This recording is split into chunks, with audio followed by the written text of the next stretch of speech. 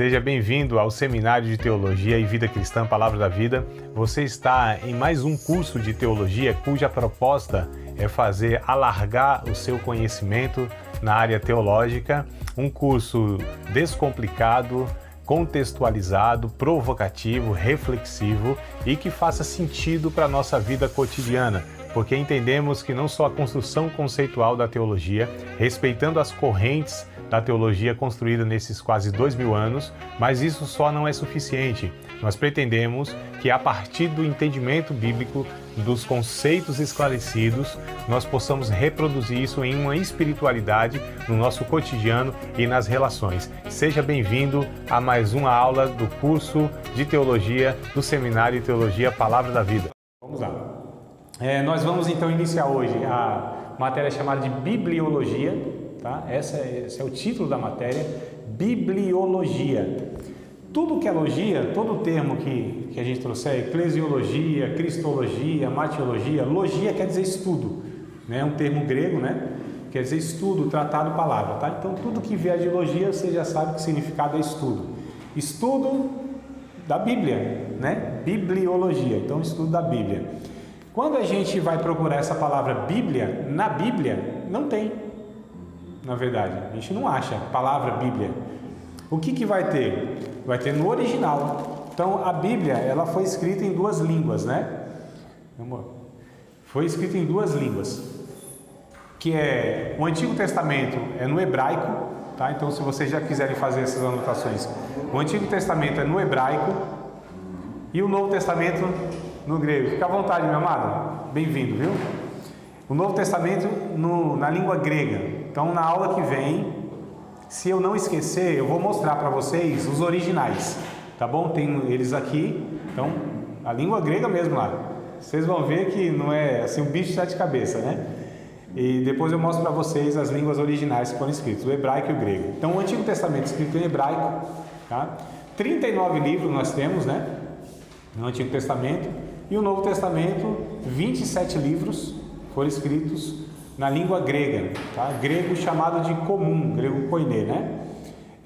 Nós temos 39 livros, mas, por exemplo, os judeus, eles não dividem o Antigo Testamento em 39 livros, eles dividem em 22 livros. Você fala, então eles têm menos, André? A gente tem mais? Não. São os mesmos livros, só que eles são divididos de forma diferente. Por exemplo, nós temos 1º e 2º Samuel, né? 1º e 2º Crônicas, 1º e 2º Reis. Esses que nós dividimos em dois, eles têm como um. Então, o livro dos reis é um só, nós dividimos em dois. E, então, assim, a gente tem lá os salmos, eles dividem os salmos em 5 livros. Nós temos em um só, com 150 capítulos. Então, por conta dessas divisões diferentes, eles agrupam em 22, nós em 39. Mas o conteúdo é exatamente o mesmo. Não é a Bíblia Católica, mas a gente vai ver isso aí em outra ocasião, tá? Então, só para trazer essas informações básicas. Antigo Testamento, 39. Novo Testamento, 27. Vocês são bons de matemática, deu 66. Vocês já fizeram essa conta aí, né? Então, 66 livros, tá? A curiosidade aqui, em Mateus, capítulo de número 1, para trazer no original, e a palavra, né, que aparece, Mateus, capítulo 1. Vocês trouxeram Bíblia? Se trouxeram, fique à vontade aí para a gente tá folheando ela aí. Então, Mateus, capítulo 1. Essa é a espada, né, mano? Essa é a espada das grandes, ó. Tem uns que andam com canivete, né? É um negócio dessa biblinha pequena. Então, Mateus capítulo 1, está escrito assim, na minha versão: livro da geração de Jesus Cristo, filho de Davi, filho de Abraão. Não é isso que está escrito aí? Livro da geração de Jesus Cristo. O original, na língua grega, está lá Biblos, não está livro. A tradução então, na língua portuguesa ou nas outras línguas, na tradução, a gente não vê a palavra Bíblia, mas aqui no original a gente percebe que tem Biblos, tá? Que é traduzido por livro. Então é estudo do livro ou dos livros, visto que a Bíblia, ela não é um livro, a Bíblia é uma coleção, uma coletânea de 66 livros, né? E como que a gente sabe, inclusive, como que os judeus, eles dividem? Quando a gente lê Mateus ainda, livro de Mateus, bora folhear a Bíblia até não querer mais, amados. de tanto vocês lerem Bíblia aqui comigo, no curso, no final do curso, vocês vão ter gravado todos os 31.173 versículos que há na Bíblia. Então já é uma anotação de curiosidade. Ó. Quantos versículos há na Bíblia? 31.173.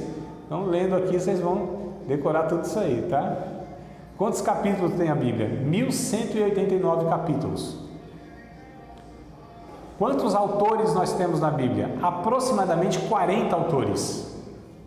A gente vai percebendo que a Bíblia é um milagre, irmãos, tá? 40 autores, aproximadamente. Por que aproximadamente? Porque tem livros que eles não têm autores conhecidos, né? O próprio Reis que eu falei, Crônicas, Novo Testamento, Hebreus, nós não sabemos quem foi o autor, né? Então tem alguns livros que são autores conhecidos, mas os conhecidos são 40. Direcionado para Paulo, né? O Hebreus, né? É. Mas não tem assim especificamente quem é. Não, é alguns. É uma conjectura que a gente fala, né? Suposição, né? Como eu. Porque assim, a gente fala nesses casos, tem gente que é muito mais corajosa do que sábia.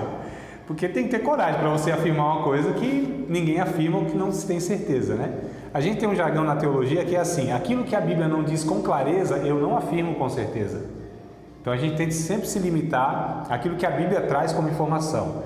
Quando a gente vai estudar a Bíblia, nós temos que ter fontes para afirmar o que a gente afirma. Então, vocês vão ser formados aqui em curso médio em teologia. Depois do médio, vocês vão fazer o bacharel, eu acredito. Aí vocês vão ser formados em bacharel em teologia. Depois do bacharel, vocês vão dar continuidade e vão fazer aí uma graduação ou aí, de repente, um doutorado em teologia, né? Um mestrado em teologia. Então, tem todas as graduações para os PhD em teologia. Agora, não tem axiologia. Não há essa possibilidade. Então, a gente não acha nada. A gente precisa ter afirmações baseadas em fontes. Quais são as fontes que a gente tem para afirmar? Bom, primeiro a Bíblia, a literalidade dela que está escrito aqui nas páginas. Qual é a outra fonte que a gente tem? Quando a gente não tem uma fonte clara para afirmar algumas questões que a gente afirma, a gente tem a cultura. Então, por exemplo, na cultura judaica, né? Por que era falado isso aqui? Qual a informação que eu posso acrescentar e que é saudável, que não tem problema? Não interfere, pelo contrário, ajuda na compreensão bíblica. A cultura. Então, pela cultura a gente tem, quando a Bíblia diz assim, dos nascidos de mulher, não houve homem maior do que João Batista. Para mim é muito esquisito precisar falar dos nascidos de mulher. Quem não é nascido de mulher? Nasceu de quem? Não é um negócio estranho? Para a nossa cultura essa linguagem?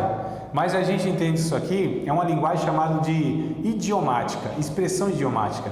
Essa frase só fazia sentido naquela cultura. Por exemplo, hoje, é só uma suposição aqui, só um exemplo, tá, Emerson, se você me permite. O Emerson é um perna de pau.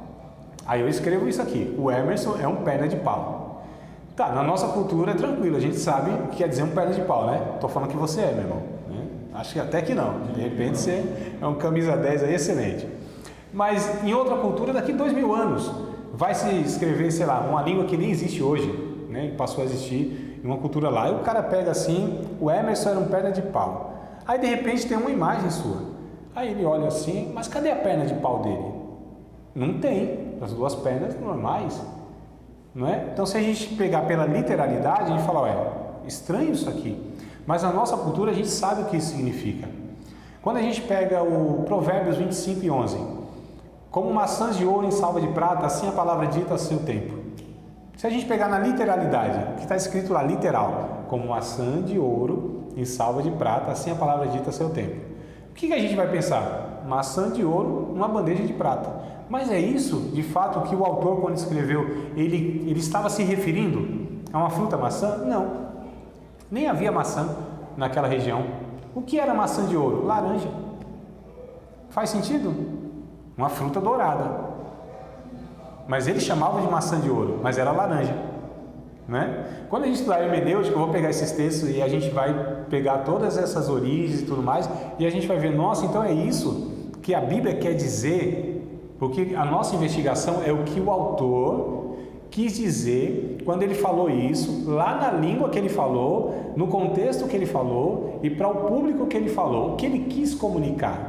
Aí a gente vai ver que as nossas versões, as traduções, elas são limitadas porque elas são pegas de línguas que são muito mais ricas nas suas expressões do que a nossa língua portuguesa. Entenderam, amados? Aí por isso fala, nossa, então calma aí, eu li isso aqui, sempre entendi isso, e André, agora você está falando que não é isso que eu estou entendendo, é outra coisa? Sim, porque essa é a vantagem do estudo, da pesquisa, da investigação, né? Quem lê a Bíblia só nessa leitura superficial, claro que vai ser edificado, abençoado, fato, palavra de Deus. Só que quem estuda vai ter muito mais a clareza de quem apenas só lê superficialmente. É um fato, amados, né? Porque a gente está falando de um livro que é riquíssimo, não só em informações na revelação de Deus, mas informações culturais. A Bíblia, ela foi escrita no período de 1500 anos. De Gênesis até Apocalipse levou 1500 anos. Olha só, a gente tem 1500 anos de informação histórica, cultural, arqueológica. É uma fonte quase que inesgotável, a Bíblia né? Então, quanto mais você estuda, você vai percebendo, nossa, aliás, vocês já viram alguma pregação e você fala assim, não é possível, eu li esse texto 10 vezes, eu nunca pensei que haveria uma mensagem dessa nesse texto aqui. Já não é, Marcos? Claro que sim. Eu já vi isso, por exemplo, fazer algumas ministrações, ele já ministrou algumas palavras, alguns textos repetidamente e que traziam um posicionamento completamente diferente. Cara, eu pego o mesmo texto. Você fala, rapaz, eu já li isso aqui 10 vezes. E não vi nenhuma daquelas informações que ele trouxe. Isso, porque ele bebeu, a gente fala, né? Bebeu em uma fonte que você não tinha bebido até então. Investigou e viu informações que até então você não tinha visto. Então, quanto mais fontes a gente tem, mais recursos a gente tem, inclusive para entender um todo. A Bíblia, ela de fato é essa fonte, amados, inesgotável. Então, 40 homens escreveram. A gente tem de intelectual a semi-analfabeto, né? A gente tem lá o Pedro, um pescador muito simples, a Bíblia diz, e reconhecer, mas esses homens são indoutos. Esses homens, eles são, não têm letra, esses homens não são estudados, como que estão falando dessa forma? Então a gente vê Pedro, um cara muito simples. A gente vê Lucas, um médico, quer dizer, naquela época não era qualquer um que era médico, né? O cara eram poucos, inclusive nem todos sabiam ler e tudo mais. A gente tem Moisés, um estadista, cara que foi preparado, se a gente for contextualizar, nas melhores faculdades que havia na época, aliás, no Egito, que era a fonte do saber, né, daquele mundo antigo. A gente tem lá, irmãos, Paulo na sua cultura, Paulo na sua época, melhor dizendo, ele era um cara mais culto que existia. A gente está falando de nível mundial, amados. A gente está falando de um homem, né? A gente fala, nossa, apóstolo Paulo, o cara era poliglota, falava as principais línguas que havia na época, o grego, o aramaico, o latim e outros mais lá. O cara, assim, ele foi instruído no maior mestre que existia na época em Jerusalém, que era o Gamaliel. Um cara, assim, que era de fato um erudito. O apóstolo Paulo não era um qualquer um, né? Deus o separa, o escolhe, e ele é o responsável por escrever no mínimo 13 livros do Novo Testamento. O cara, ele conversava, ele disputava no discurso com filósofos da época, né? O Atos dos Apóstolos vai nos mostrar isso. Então a gente tem de um Paulo da vida, um cara intelectual ao máximo, e a gente tem um cara analfabeto. Vocês sabem que Jacó era analfabeto, né? O Jacó, que a Bíblia diz que ele amava Raquel e não lia. Piada foi ruim, né? A esposa ali já fez assim. Vamos para a aula aqui, irmão. É porque tem Deus. Quando precisa. Deixa para lá. Está gravado esses negócios. Aí queima meu filme. Então vamos lá. Mateus capítulo de número 23. Verso de número 35, amados. Como que a gente sabe que o judeu ele dividia diferente de nós o Antigo Testamento? Que o Novo Testamento o judeu não reconhece como escritura, né? O Novo Testamento não entra no livro sagrado dos judeus, tá? Mateus capítulo 23, verso 35. Nós começamos com Gênesis e acabamos o Antigo Testamento com Malaquias, não é isso? Os judeus, eles começam com Gênesis, como nós começamos, né? Os 5 primeiros livros eles chamam de Torá, que traduzido é lei ou palavra, melhor dizendo, e eles acabam em 2 Crônicas. Por que acabam em 2 Crônicas? Jesus aqui, ele vai falar algo, que é esse texto aqui, ó, capítulo 23, versículo de número 35 de Mateus, diz assim: para que sobre vós caia todo o sangue justo que foi derramado sobre a terra, desde o sangue de Abel. Onde está Abel, amados? Lá em Gênesis, não é isso?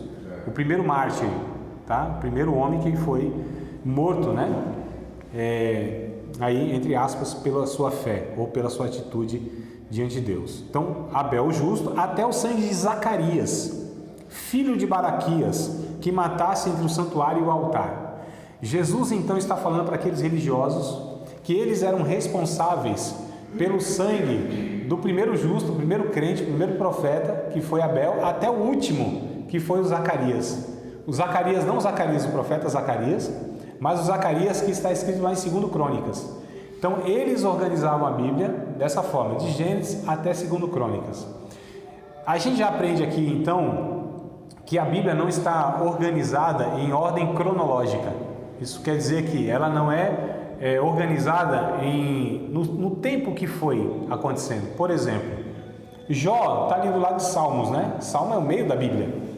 Mas Jó é contemporâneo de Abraão. Onde está a história de Abraão? Capítulo 12 de Gênesis. Então olha só, Gênesis, o primeiro livro. Jó, quase no meio da Bíblia. Só que se a gente pega o tempo que eles viveram, que foi o mesmo tempo, o Jó e o Abraão estão lá na época do capítulo 12 de Gênesis. Mas por que então que Jó está lá quase no meio da Bíblia? Porque a Bíblia ela foi organizada, ela foi elaborada, né, nesse agrupamento por ordem de temas, de assuntos. Então a gente não tem um livro que está antes de outro e necessariamente a história dele foi antes do outro, às vezes foi até depois. O Novo Testamento, por exemplo, Mateus, que nós estamos lendo, não foi o primeiro evangelho a ser escrito. O primeiro evangelho a ser escrito foi o de Marcos, né? Mas por que Mateus é o primeiro aqui? Por que ele vem logo depois que acaba o Antigo Testamento? E Mateus, inclusive, ele escreve, a gente vai ver isso nos evangelhos, que é a próxima matéria, possivelmente. Mateus escreve para um público. Ele quer falar a respeito do Messias, do Cristo, de Jesus, para o povo judeu. Então, inclusive, ele começa com a genealogia de Cristo, mostrando que Cristo veio lá, que é filho de Abraão, que é o pai da fé, a figura principal do Antigo Testamento, né? Uma das três, né?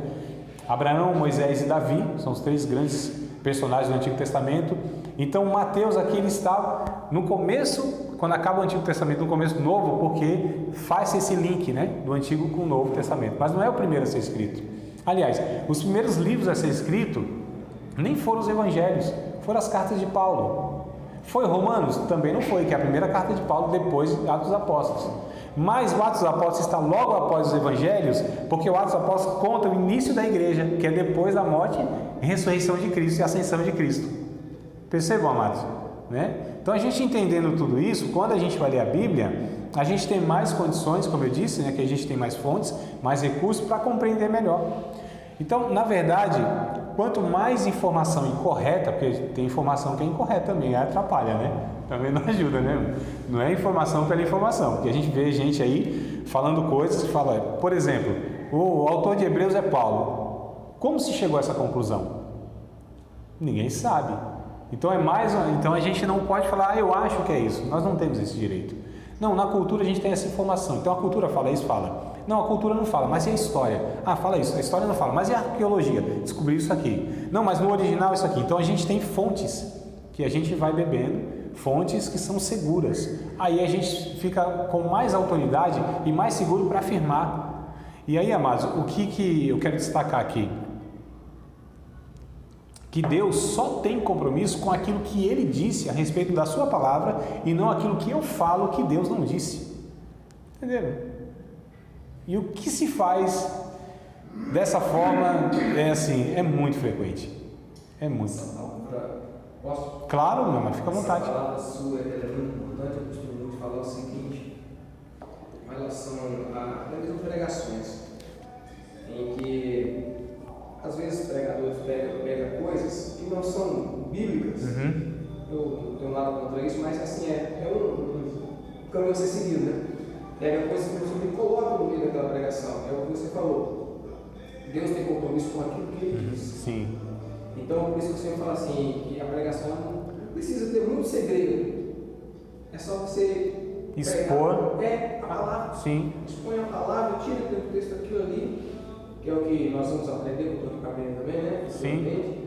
Fazer uma exegese muito boa daquilo ali, tirar, aplicar, fazer a aplicação pessoal, que é pregação excelente. Acabou. Não precisa criar um negócio, não precisa nada daquilo. É aquilo que Deus falou e é aquilo que Ele quer que você transmita. A diferença do veneno e o remédio é a dose, né? Isso aí. Então é o que vai determinar se a pessoa vai morrer ou vai ser curada. É a dose. O veneno, né, que é veneno. Então se você toma uma dose a mais, você morre. Se toma menos, não faz tanto efeito. Se toma na dose certa, aquilo tem um efeito vai te curar. Correto. Então a Bíblia tem essa questão. Você muitas vezes lê superficialmente, você não vai conseguir ou não vai ter de fato a mensagem que a Bíblia traz, né?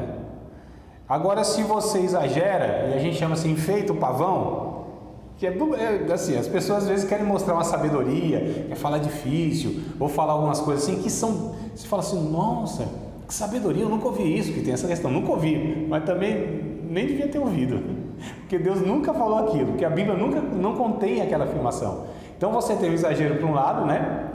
Você tem essa exacerbação, esse exagero, né, de uma informação que não existe, não tem procedência, não tem fonte confiável, e por outro lado você tem a falta de informação, que fica também a desejar o texto bíblico. Então essa questão de achar o equilíbrio, falar com segurança, falar baseado em alguma coisa. André, por que você está afirmando isso aqui? Porque no texto aqui não está dessa forma que você está falando, não está. Porque a tradução deixa a desejar nesse ponto aqui. Mas o texto original, vamos pegar o texto original? Eu trago o texto original para vocês. Olha, esse texto aqui, nessa palavra, né, dá margem para a gente traduzir assim, assim, assado. Quais são as melhores traduções, as melhores versões? O que é aceito hoje? Essa palavra aqui é muito arcaica, essa palavra aqui não cabe no contexto. Então a gente vai trabalhando essas informações, a gente fala, nossa, olha que coisa interessante. Então é isso que Deus fala, exatamente isso aqui, ou aproximadamente o que Deus falar foi isso aqui, né? Então, irmãos, nós estamos lidando com algo muito sério. A gente está lidando com a revelação de Deus, que pode salvar vidas e que pode, inclusive, fazer com que vidas se percam para toda a eternidade. Então, não é qualquer coisa, né? Não é um cara que de repente fez um curso aí qualquer e está transmitindo informações erradas para as pessoas e elas vão perpetuar isso, mas não vai ter efeito nenhum. Muitas vezes para a sua vida real e nem muito menos para a eternidade. Mas não é o caso da Bíblia. A gente está lidando aqui e a gente pode de fato transmitir uma palavra de Deus que direcione a vida da pessoa, que traga orientação para a vida da pessoa, que salve aquela pessoa. Como pode ser o contrário também. Tem muitas pessoas falando um monte de coisa que está levando as pessoas enganadas para a perdição eterna. É uma responsabilidade muito grande, né? Principalmente aqueles que expõem, que pregam, que ensinam, que aconselham, que discipulam, que evangelizam com mais ênfase mesmo as pessoas. Então é muito sério, né? Então a gente está aqui numa proposta porque nós consideramos que a Bíblia, a exposição da Bíblia, não é uma coisa tão simples e fácil e para qualquer um. Eu digo para qualquer um, não pelo fato de que um é capaz e o outro não é nesse sentido, mas para aqueles que entendem a responsabilidade, o privilégio, né, e o peso que tem de você falar que Deus disse alguma coisa. Já pensou, irmão? Fala, não, mas Deus está dizendo isso aqui, Deus fala isso aqui, Deus ensina isso aqui, e Deus está falando eu? Não. Você que se responsabiliza, porque eu nunca falei isso. E Deus só se responsabiliza por aquilo que Ele falou, não por aquilo que a gente concluiu. Aqui que é a grande preocupação, amados. E aí o estudo, né? Primeiro nós começamos por isso aqui, a Bíblia, mais básico. Conhecer a Bíblia, né? Se familiarizar com ela. Os autores, os textos, os temas, né? Então, essa estrutura básica. Aí depois nós vamos desenvolver diversas outras matérias. O Varão falou de uma palavra de exegese. Para alguns isso é um xingamento ou é língua estranha, né? Mas o que é exegese? É um ramo, é um aspecto da hermenêutica, que é a matéria que pretende ensinar as regras de interpretação de texto. Porque existem regras, amados, básica. A língua portuguesa, se você não respeitar pontos, vírgulas, você desconstrói ali o texto todo, você dá sentido àquilo que nunca teve naquele texto que o autor escreveu. Então muitas vezes a gente não tem acesso ao autor, né? Para falar, e aí, o que você quis dizer com isso aqui? A gente não tem. Mas na hermenêutica a gente vai visitar o autor. A gente vai lá, cava o túmulo, né? Descobre lá o autor, o defunto, Paulo já está morto, faz uma autópsia nele, né? Tira o cérebro dele e fala, ei Paulo, o que você quis dizer aqui nesse texto? Aí ele vai falar para nós. Ficaram assustados com a ilustração, mas não é bem por aí assim, literal não, tá? Então a gente aprende aqui que a organização do Antigo Testamento é essa, né? Dos judeus, e a nossa é diferente. Outro ponto que eu queria aqui trazer para vocês é sobre os autores que eu já falei, o período que eu já falei, e outro ponto que é Êxodo capítulo 20. Vamos lá no texto de Êxodo, capítulo de número 20. Êxodo, capítulo de número 20. A Bíblia, ela teve um início, né? Vocês sabem quem começou a escrever a Bíblia, não? Não vale nota não, tá, irmão? Pode responder. E nem precisa brigar assim pode falar um de cada vez também. Quem começou a escrever a Bíblia? Vocês sabem que a gente pensa que tem assim uma ciência muito avançada, né? Tecnologia e tal, esses aparatos todos, aquela coisa. Hoje se armazena na nuvem, né? Um negócio assim. Você não precisa ter um arquivo físico, você não precisa ter um aparelho, você é conectado, né? Onde? No ar, tá por aí. E é interessante que o primeiro cara a ter um tablet e armazenar na nuvem foi Moisés. Já pararam para pensar nisso? Recebeu o tablet de Deus, né? As duas placas, os tablets. Não é piada não, é só uma... E armazenou na nuvem, recebeu ali na nuvem do anjo, né? E tudo mais. Era para ser meio engraçado, mas deixa pra lá. Estava prevendo a tecnologia que viria futuramente. Então, mas ó, você vê que a gente está atrasado, né? A gente está falando aqui de 3.400 e poucos anos atrás, quando Moisés escreve. Olha só. Ele escreve aqui por volta de 1400 e alguma coisa aí.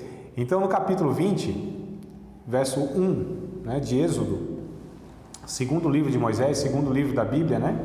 Diz assim, então falou Deus todas essas palavras, dizendo, aí ele traz o que nós conhecemos e chamamos de os 10 mandamentos, não é isso, amados? Os 10 mandamentos? Tá. Esse termo, os 10 mandamentos, primeiro que ele não aparece aqui, e a palavra Torá é traduzida, a língua grega, né, a palavra Torá por palavra. Palavra Torá quer dizer palavra, tá certo? Então aqui são as 10 palavras que o Senhor falou a Moisés. Então a Bíblia começa a ser escrita pelo próprio Deus e pelo próprio dedo de Deus, isso é literal, não é o que a Bíblia vai dizer? Que Deus escreveu lá as 10 palavras com o seu próprio dedo em tábuas de pedra e entregou para Moisés? Então é Deus que começa. Quem é o autor da Bíblia? É Deus. Existem autores humanos e a gente vai fazer algumas perguntas, né? Pretendo respondê-las todas. E as perguntas que as pessoas fazem. Bom, aqui é um livro escrito por homens. Fato, né, irmão? Se Deus quis comunicar a seres humanos, não ia usar uma zebra, por exemplo, um jumento, uma tartaruga para escrever. Homens que usam, é fato. É a comunicação que Deus encontrou para falar com os homens. A língua, a linguagem. Né? No caso aqui, as línguas o grego e o Antigo Testamento no hebraico. Mas a questão é, a Bíblia é um livro confiável mesmo? Esses homens que escreveram, quando eles escreveram, o que nós temos hoje, foi alterado alguma coisa? Será que não mudaram? Porque quantos anos já não se passaram? A gente não tem mais os originais. Inclusive nós vamos falar quais materiais... Quais, não só os materiais, mas de que forma esses livros eram escritos. Não eram livros, eram pergaminhos, né? Em peles primeiro era de animais, depois vieram se modernizando e até que surgiu o papel e a Bíblia como nós temos aqui de 1400 para cá, 1400 da nossa era, tá? Então a gente vai ver todas essas informações. Mas a gente vai responder de fato isso. Será que a Bíblia é mesmo confiável? Será que não tem alteração? Aí a gente vai responder essas questões e outras mais que se fazem. A Bíblia não contém nenhum erro? Não é possível. 40 autores, 66 livros. Será que não existe nenhum erro? Não, não tem. Existem duas propriedades, eu acho interessante vocês anotarem isso, porque o que eu vou falar agora, porque são pontos, quando a gente lida com a bibliologia, são pontos que a gente precisa ter claro em mente. A Bíblia tem duas propriedades, ela é inerrante e ela é infalível. O que isso quer dizer? Que ela não contém erros. Que tipo de erros que ela não contém? Doutrinário. E isso é muito difícil, porque 40 pessoas que não se conheceram, a grande maioria delas, não tinham acesso, muitas delas, ao escrito do outro, ou dos outros, né? Entre eles não se contradizeram, um não falou uma coisa e o outro falou uma coisa que contradiz aquilo lá. Como pode ser isso? Porque há um autor, há um único autor, que é o próprio Deus. E aí a gente vai falar da inspiração. O que é inspiração divina? Como esses homens foram inspirados? Como que Deus conduziu esses homens e respeitando as características de cada um? Como eu disse, tinham lá um Pedrão que era muito rústico, né? O palavreado assim, muito limitado. E a gente tem do outro lado o Paulo. A gente tem Lucas, que usa um grego refinado, né? Como hoje não tem a diferença, todo mundo fala português, ou pelo menos a gente tenta, né? Falar o português. Mas você percebe que tem pessoas que falam português assim e falam, nossa, nunca vi uma palavra dessa. Negócio polido, a gente chama até de português lusitano, né? É mais ou menos o linguajar que os políticos tentam usar nessa época aqui. Linguagem difícil, que o povo não entende muito bem, mas falou bonito, hein? Sabe o que ele falou? Não sei, mas falou bonito. Porque falou bonito desse jeito, deve ser inteligente, né? Deve entender do que está falando, né? O que tem de gente que enrola assim, né, amado? Nós elegemos um presidente por causa disso, que falava bonito. Lembra dele? Não? Bonito ele era também, jovem, e falava bonito e falava difícil. São duas coisas diferentes. Falar bonito é uma coisa e falar difícil é outra coisa. Ele reunia essas duas coisas. Então, jovem, bonito, falava difícil, falava bonito. Fernando Collor de Mello. Foi bom, né? Olha aí. Mas a questão da linguagem, então, ela é inerrante, ela não contém erros doutrinários, apesar de toda essa complexidade. Ela é infalível, porque a gente vai estudar também sobre as predições da Bíblia, as profecias da Bíblia. E eram profecias, irmão, porque o que a gente vê hoje, muitas vezes, é profecia do óbvio, que eu chamo. Ou seja, a pessoa fala num atacado, no meio de 300, 400 pessoas. Ele falar que ali naquele meio tem umas 10 pessoas lá que tem dores nas costas, enxaqueca, preocupação e ansiedade. Irmão, que não tem essas coisas no meio de 300 pessoas? Então, se é profecia do óbvio, vai acertar. Eu quero falar como a Bíblia fala. A gente pega Isaías, que foi escrito no ano 700 aproximadamente antes de Cristo, e o texto de Isaías vai falar de um rei chamado Ciro. E esse rei, inclusive, chamado de servo do Senhor, embora nunca reconheceu Deus como Deus, mas Isaías fala numa perspectiva da soberania de Deus. Por exemplo, a Bíblia diz que Faraó, servo do Senhor, né?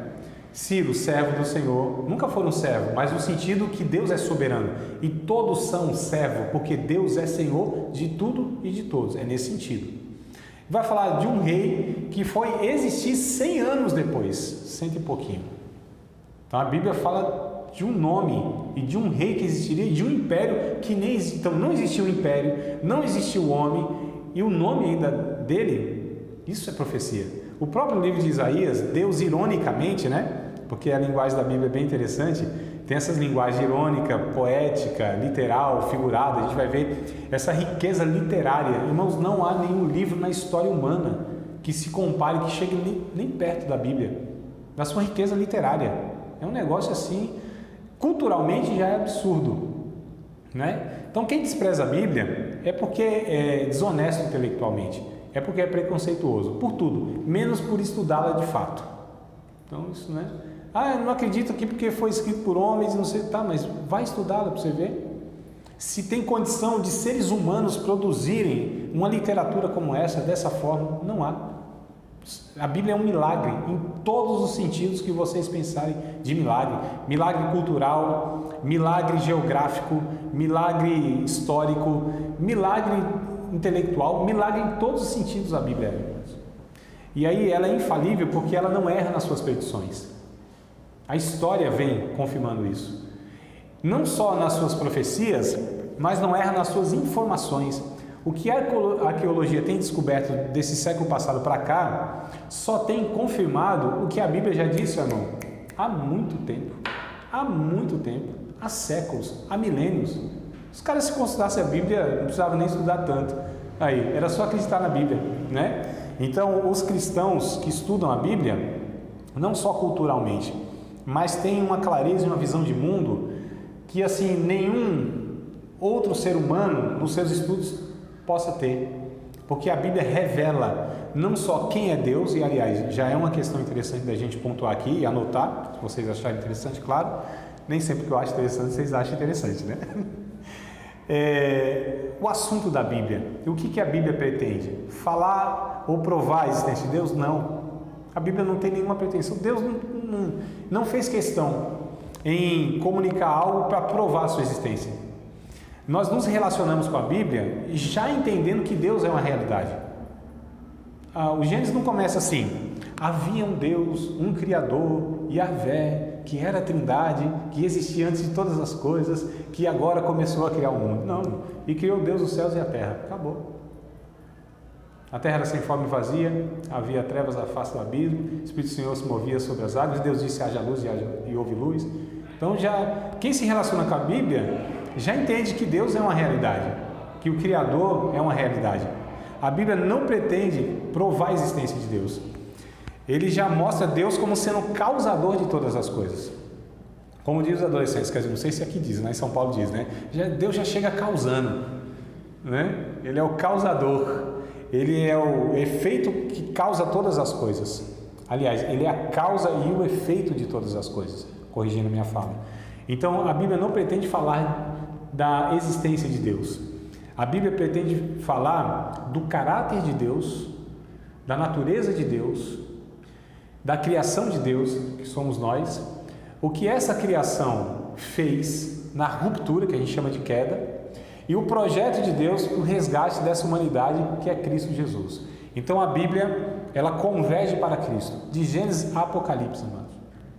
Estudamos a Bíblia, vamos conhecer a Bíblia, mesmo nas nossas limitações, mas naquilo que nós podemos conhecer dela, para uma única finalidade: sabermos quem é Jesus.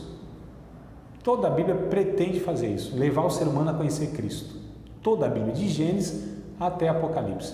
Embora Cristo não é falado literalmente e diretamente no Antigo Testamento, mas de alguma maneira aponta para Cristo.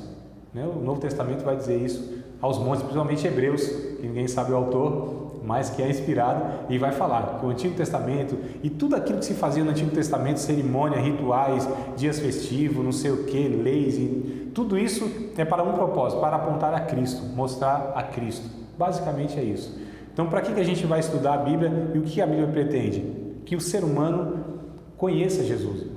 Toda a pregação, todo o ensino, toda a aula, toda a exposição da Bíblia, se não tem a pretensão de levar as pessoas a se aproximar mais de Cristo, eu acho que não vale nem a pena a gente começar nenhuma conversa, né? As pessoas, eu sei que muitas vezes querem falar um monte de coisa e mostra de fato o conhecimento e quer ensinar a doutrina disso e doutrina daquilo, que também é importante. Mas, amados, o principal nosso, que queremos estudar a Bíblia e conhecer mais a Bíblia, é para nós primeiro, porque essa é a questão. Por que eu estudo a Bíblia? Estou falando eu, André. Primeiro, que eu aceitei Jesus, eu não era professor, nem pensava em ser, nem pregava, nem era obreiro. Eu apenas era um pecador que fui resgatado por Cristo. Mas eu comecei a ter um desejo assim inexplicável por esse livro. Eu não era um estudioso, nunca fui, mano. Não, fiz 3 vezes a 5ª série, fiz 3 vezes o primeiro ano, desistia logo no 3º, 4º mês lá. Só passava lá nos negócios porque era do grupo das meninas. Os meninos sabem o que eu estou falando aqui, né? Sabe, né? Ia lá no grupo das meninas porque ela fazia o trabalho e a gente levava nota, né? Então, nunca fui um leitor, mas quando eu aceitei a Cristo, o Espírito Santo, e acredito que foi o Espírito Santo, colocou um desejo no meu coração para conhecê-lo. Claro que o Espírito Santo, sendo Deus soberano, sabendo todas as coisas, que havia um ministério na minha vida, né, que ia desembocar na questão de ensinar, pregar, enfim, lidar com a Bíblia. Mas o meu desejo continua sendo, e procuro sempre me policiar nisso, é que eu estudo a Bíblia não para dar aula, porque eu tenho que dar aula também, agora sim, agora não, né, um bocado de tempo para cá, mas eu estudo a Bíblia para tentar saber a vontade de Deus para a minha vida, André, pessoalmente, não para eu dar aula, pregar, porque isso, aquilo, porque eu quero saber o que Deus quer da minha vida.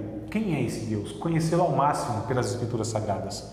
Não é o único meio, mas é o principal meio. E é a partir desse que a gente, inclusive, se relaciona e tem condição de absorver Deus por outros mais. Mas todos eles baseados no que está escrito aqui. A Bíblia é a verdade de Deus, não é uma verdade dentre outras. É a verdade. É a única verdade. Toda verdade deriva da Bíblia. Eu estou falando verdade que é relevante para se conhecer Deus e para a humanidade, porque tem verdades que não está escrito na Bíblia, né? 2 mais 2 são 4, não são? Mas não está escrito na Bíblia, mas é uma verdade. Mas isso faz diferença para a nossa vida, para a eternidade? Nenhuma. Formação do nosso caráter? Também não. Isso resolve as nossas emoções, conflitos? Também não. O que eu estou dizendo é que é a verdade que o ser humano precisa para viver adequadamente aqui nessa existência e no futuro, ou seja, na eternidade. Então a Bíblia é a verdade. A verdade de Deus, irmãos, ela não é contida nesses 66 livros. Tudo que a Bíblia fala é a verdade.